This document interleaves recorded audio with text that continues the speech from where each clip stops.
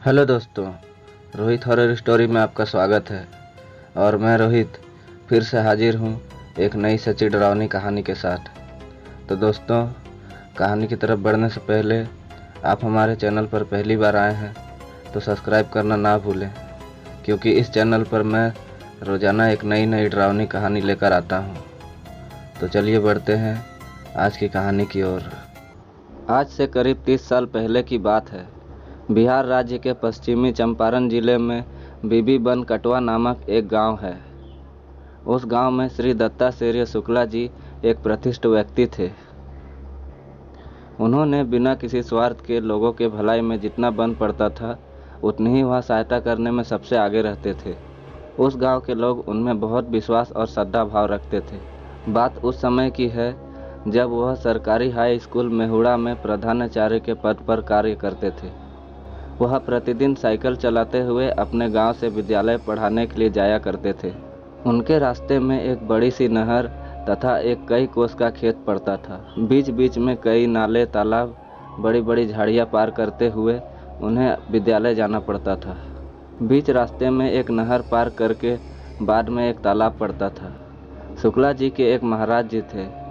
उनका एक मुसलमान शिष्य था जिसका नाम था मोहम्मद। कुछ दिन पहले की बात है। महाराज जी अपने शिष्य मोहम्मद के साथ उस तालाब के पास गए हुए थे। मोहम्मद को पास में खेत खोदने को बोल खुद स्नान करने तालाब में उतर गए। महाराज जी को तैरना नहीं आता था, इसलिए वह किनारे पर ही नहा रहे थे। उस तालाब में एक बुढ़वा रहता था, यानी पानी में रहने वाला भूत, जो कई दिनों से अपने शिकार की खोज में था। वह बहुत दिनों से भूखा था। उसने सोचा कि आज इसको छोड़ूंगा नहीं। उसने पानी के अंदर से ही महाराज जी का पैर पकड़ लिया और धीरे धीरे पानी के भीतर खींचने लगा। महाराज जी को आभास हो गया कि भूत उनका पैर पकड़ लिया है। वे अपने शिष्य को मदद के लिए चिल्लाने लगे, मोहम्मद बचाओ, मोहम्मद बचाओ, मोहम्मद बचाओ, मोहम्मद बचाओ। लेकिन मोहम्मद खड़ा खड़ा तमाशा देखता रह गया।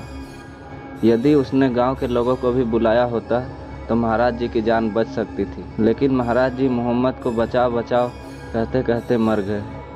जब गांव वालों को यह बात पता चली तो वे दौड़े दौड़े आए। महाराज जी के शव को पानी में उतरकर खोजने का हिम्मत किसी का नहीं हो रहा था। शुक्ला जी अपने विद्यालय में थे। जैसे ही शुक्ला जी को यह बात पता चली तो वह तुरंत तालाब की ओर भागे। शुक्ला जी जब वहां पहुंचे तो वहां काफ़ी भीड़ लगी हुई थी। शुक्ला जी ने हिम्मत बढ़ाया और फिर एक बार में कई लोग मिलकर तालाब में महाराज जी का शव ढूंढना शुरू किया। बीच तालाब में महाराज जी का शव उल्टा जमीन में धंसा हुआ था। बुढ़वा ने उनके गर्दन को मड़ोड़कर मिट्टी में धंसा दिया था और उनका सारा खून पी गया था। शव को बाहर निकाला गया और उनका अंतिम संस्कार किया गया। कुछ दिन बाद तालाब के सटे हुए गांव में जैसे ही रात होती तो वहां एक चीखने की आवाज़ आती जो उस गांव वालों को भयभीत कर देती थी। हर कोई उस आवाज़ से डर कर सूरज ढलते ही अपने घर में कैद हो जाते थे। बीच रात होने पर एक बार फिर चिल्लाने की आवाज़ आने लगी। ध्यान से सुनने पर पता चला कि यह आवाज़ तो महाराज जी का है और वो वैसे ही चिल्ला रहे थे जैसे मरते वक्त चिल्ला रहे थे, मोहम्मद बचाओ, मोहम्मद बचाओ। पूरे गांव में डर का माहौल बन गया था। कोई दिन में भी उस तालाब की ओर नहीं जाना चाहता था। लोगों ने अपने घरों से बच्चों को भी बाहर निकलने पर रोक लगा दी थी। लोग कहने लगे कि महाराज जी का शरीर तो नष्ट हो गया, लेकिन उनकी आत्मा उसी तालाब में कैद हो गई है, जो अभी भी वैसी ही चिल्लाती है जैसे मरते समय चिल्ला रही थी। लोग तालाब की तरफ जाना छोड़ दिए। तालाब के पास जो सड़क गुजरती थी, लोग वहां भी नहीं रुकते थे और जल्दी जल्दी उस तालाब को पार करते थे। शुक्ला जी को भी इस बात का पता लग चुका था तथा वो इसके समाधान के लिए प्रयोजन करना शुरू कर दिए। आज विद्यालय से लौटते हुए शुक्ला जी को देर हो गई थी। अध्यापक शुक्ला जी ने अपनी बेटी का विवाह मेहुड़ा में ही किए थे, जहां वह पढ़ाने के लिए जाया करते थे। शुक्ला जी को अपने घर जाने में काफ़ी रात हो गई। धीरे धीरे साइकिल की पैडल मारते हुए शुक्ला जी सुनसान रास्ते पर आगे बढ़ रहे थे। अंधेरा बहुत घंघोर था। उस रात में प्रकाश का नाम तक नहीं था। उसमें भी मास्टर जी ने अपना टॉर्च लाना भूल गए थे। अनुभव और अंदाजे से वह रास्ते की ओर बढ़ रहे थे। अब वो नहर पर चढ़ना शुरू कर दिए। नहर से उतरते ही वहाँ तालाब पड़ता था, जिसमें मास्टर जी के महाराज जी की मृत्यु हो गई थी और आज भी डरावनी आवाज़ आती थी। अंधेरे से ज़्यादा शुक्ला जी को उस तालाब की और उस तालाब की कहानियों से डर लग रहा था। फिर भी शुक्ला जी मजबूर होकर आगे बढ़े जा रहे थे। तभी अचानक एक जोर की आवाज़ आई, जैसे कि कोई बम फटा हो। तभी शुक्ला जी की नज़र उनकी साइकिल के टायर पर गई। उनका साइकिल का टायर पंचर हो गया था। इस माहौल में खेतों में रहने वाले सियार हुआ चिल्लाना डर और बढ़ाने का काम कर रहा था। शुक्ला जी जैसे बुद्धिमान और बहादुर व्यक्ति भी उस दिन काफ़ी डर गए थे। फिर थोड़ी हिम्मत करके शुक्ला जी साइकिल से उतरे और साइकिल को लेकर पैदल चलना शुरू किए। जैसे जैसे वो तालाब के निकट पहुंच रहे थे, उनका कंठ सूखा जा रहा था।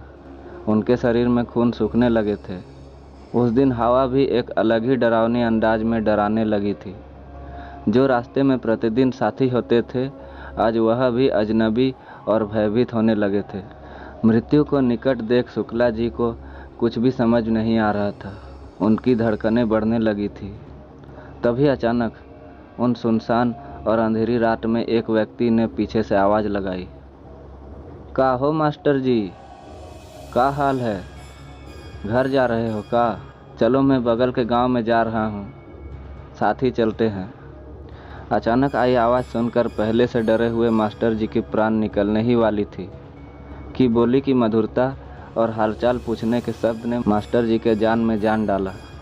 मास्टर जी हैरानी से उस व्यक्ति से उनका परिचय पूछा।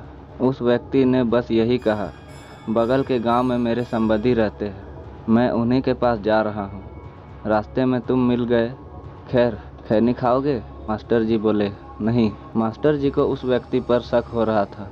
फिर भी वह बिना डरे उस व्यक्ति के साथ हिम्मत करके आगे बढ़ने लगे और आसानी से बिना किसी डर के तालाब को पार कर लिया। उसके बाद कुछ दूर आगे बढ़ते ही मास्टर जी का गांव आ गया था और वहीं से दूसरा रास्ता दूसरी गांव की तरफ जाता था।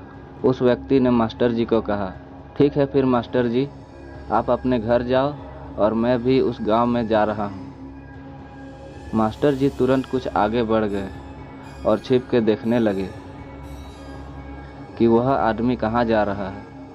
वे देखते रह गए और वह व्यक्ति जैसे आया था वैसे ही अचानक मास्टर जी की आंखों से ओझल हो गया। मास्टर जी सारी बात समझ गए कि मुझे डरते हुए देख किसी अच्छी आत्मा ने मेरी सहायता की है और उस तालाब को पार करवाने में मेरी मदद की है। शुक्ला जी ने ईश्वर को और अपने महाराज को धन्यवाद कहा। तो दोस्तों, ये थी आज की कहानी। अगर कहानी आपको अच्छी लगी हो तो वीडियो को एक लाइक कीजिए, अपने दोस्तों के साथ शेयर कीजिए और इसी तरह की और नई नई कहानियाँ सुनने के लिए हमारे चैनल को सब्सक्राइब करके बेल नोटिफिकेशन को ऑल पर कर लीजिए। और अगर आप मुझे अपनी कहानी भेजना चाहते हैं तो मेरे इंस्टाग्राम आईडी पे मुझे मैसेज कीजिए, लिंक आपको वीडियो के डिस्क्रिप्शन में मिल जाएगा। और मेरा यूज़र नेम है रोहित यूट्यूबर 25। तो चलिए दोस्तों, मिलते हैं आपसे एक नई कहानी के साथ। तब तक के लिए अपना ख्याल रखिएगा। Bye and take care.